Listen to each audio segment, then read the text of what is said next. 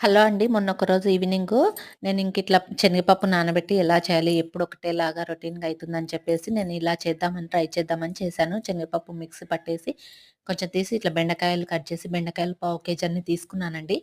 తీసుకొని ఇలా సన్నంగా కట్ చేసి ఇలా వేస్ట్ చేశాను. చేస్తే మా హస్బెండ్ చేస్తుంటే మా హస్బెండ్, మా పిల్లలొచ్చి "ఏం చేస్తున్నావు మమ్మీ" అంటే "బెండకాయ వడలు" అని చెప్పాను. చెప్తే మా హస్బెండ్, మా పిల్లలు "వద్దు బెండకాయలే తినబుద్ధి కాదు. ఎందుకు చేస్తున్నావు వద్దు" అని అన్నారు.